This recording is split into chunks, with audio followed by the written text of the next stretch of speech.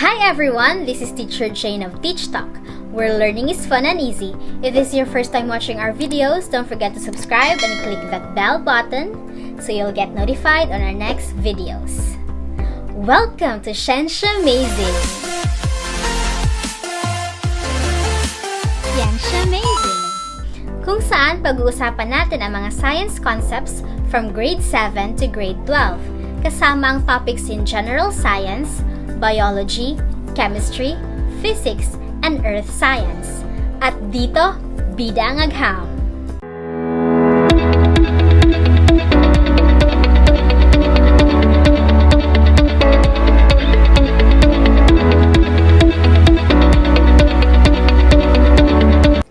Ang mga organisms na nabibilang sa kingdom Protista at tinatawag na mga protists ay nahati sa three major groups: the animal-like protozoa, eukaryotic algae, and fungus-like slime molds. Protozoa comes from the Greek words meaning first animals, because their behavior is animal-like. Bakit nga ba sinasabing animal-like ang behavior ng protozoa? They are animal-like in a sense that they move around in order to find their prey or their food. For example, this paramecium has cilia. Ano ba ang cilia? Cilia are small hair-like structures that helps the paramecium collect its food. It sweeps away the food particles into the paramecium, forming food vacuoles, para madirekta ito sa oral grooves ng paramecium o ang sinasabing mouth ng paramecium. Kung mapapansin niyo sa picture, ito ang oral groove ng paramecium, at ang mga circle na parang bubbles are the food vacuoles absorbed by the paramecium for their nutrients. We will explore more about paramecium and its relatives in our topic for today, which is all about protozoans. Protozoans are eukaryotic, ibig sabihin meron silang DNA na enclosed sa isang nucleus, and they have membrane-bound organelles in their cell. And they are single-celled organisms. This means that they exist as only one cell. Protozoans are represented by four major groups. First, we have flagellates, ciliates, sarcodina, and sporozoans. Let's start with flagellates. Bakit ba tinawag ang protozoans na ito na flagellates? Tinawag silang flagellates because they move about o gumagalaw sila gamit ang flagella. Ano ba ang sinasabing flagella? This is the thread-like structure in a cell. Para siyang sinulid o buntot na naka-extend from the original cell. Examples of flagellates are free-living Chlamydomonas. Ito ang flagella ng isang Chlamydomonas. Meron siyang dalawang flagella. Another example are parasitic Trichomonas. Nasaan ba ang flagella ng Trichomonas? Ito siya. Meron din tayong flagellates that live singly or isa lang siya, just like Euglena. Ito ang flagella ng isang Euglena. Meron tayong nabubuhay as one. Meron din tayong mga flagellates that live in colonies just like Cyanura. Hindi siya masyadong obvious, pero ito ang flagella ng mga Cyanura. The second major group of protozoans are ciliates. This group of protists are provided with numerous hair-like cilia. They move with the help of cilia. Kaya nga tinawag silang ciliates. Maraming variation ang ciliates. For instance, the slipper-shaped paramecium is surrounded with cilia. Nasaan ba ang cilia dito? Ito. If you can notice, malaki ang pinagkaiba ng flagella and cilia. Yung flagella, isa lang siya at mahaba. Pero ang cilia, they are small, hair-like structures. And in this case, pinapalibutan nila ang paramecium. On the other hand, ang cilia naman ng Vorticella ay confined to the upper bell-shaped part. Kung sa paramecium nakapalibot ang cilia, Sa verticella naman, nasa isang part lang siya. Our third major group is Sarcodina. These protists are unicellular organisms na walang definite shape. Bakit kaya wala silang definite shape? Kasi ang cell membrane nila is so flexible that they change shape constantly. They move around with the help of pseudopodia. Pseudopodia, or pseudopodium if singular, literally means false feet. Bakit false feet? They are feet in the sense that they are used for movement, and they are false in the sense na hindi sila permanent. They are formed kapag kailangan at kapag hindi na sila kailangan, nawawala sila. Some organisms belonging to Sarcodina are the amoeba. Nasaan ba ang pseudopodia ng amoeba? This one. This is used to engulf food. Another example of Sarcodina is the radiolarian. Nasaan ba ang pseudopods ng radiolarian? Ito siya. They are spiky. The pseudopods of radiolarians are specifically called axopodia. They are much more complex compared to the other types of pseudopods. Our last major group of protozoans are the sporozoans. They are all parasitic and they produce spores at a certain stage of their life. Kaya nga tinawag silang sporozoans. They are parasites because they can easily pass their parasitic spores from one host to another. Bakit ba madaling mapasa ang spores? These spores are light and tiny and are easily scattered by wind, water, and other agents from one host to another. Isang halimbawa ng parasitic na sporozoan ay ang makikita natin na nag-i-infect sa red blood cells. If you can notice, that is the normal red blood cell. Pero, once it is infected by a parasite belonging to the sporozoans, it will look like this. This specific parasite is called the Plasmodium.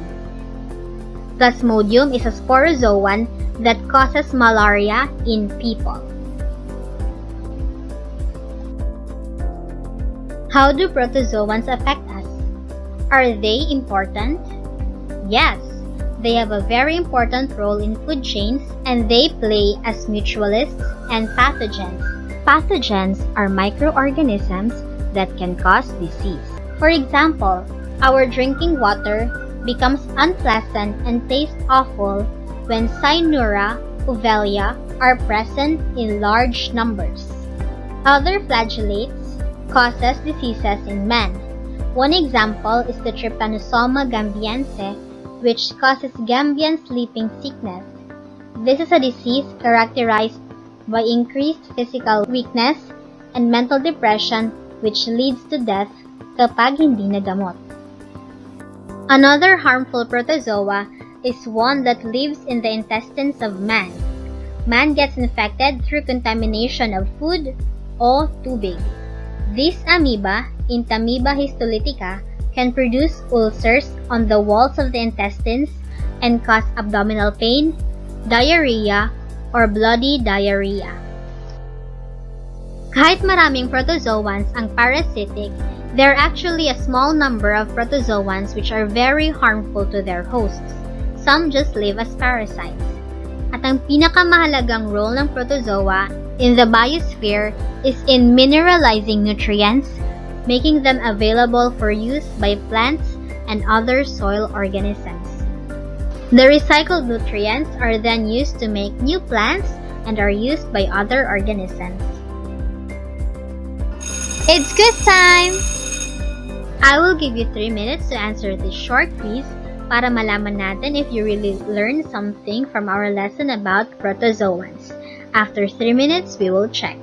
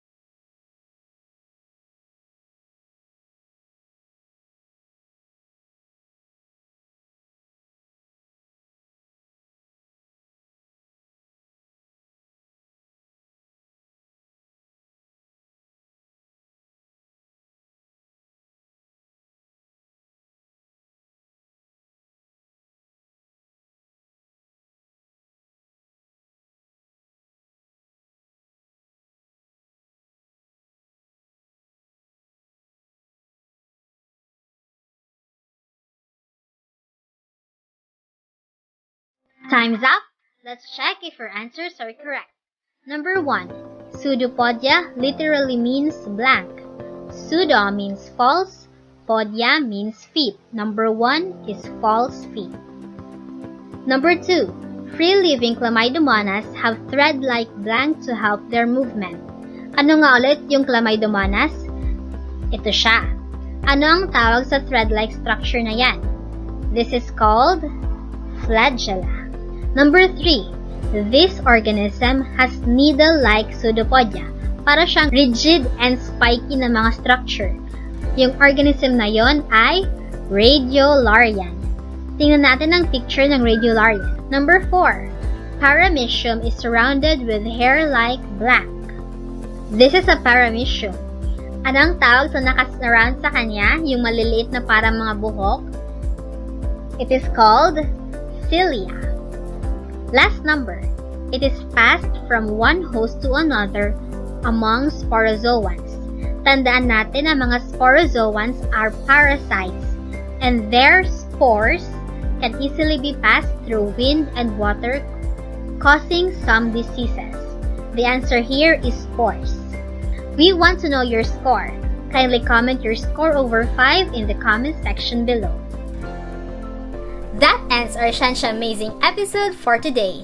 Don't forget to subscribe, like, and share this video to your friends so that we can learn together. Bye!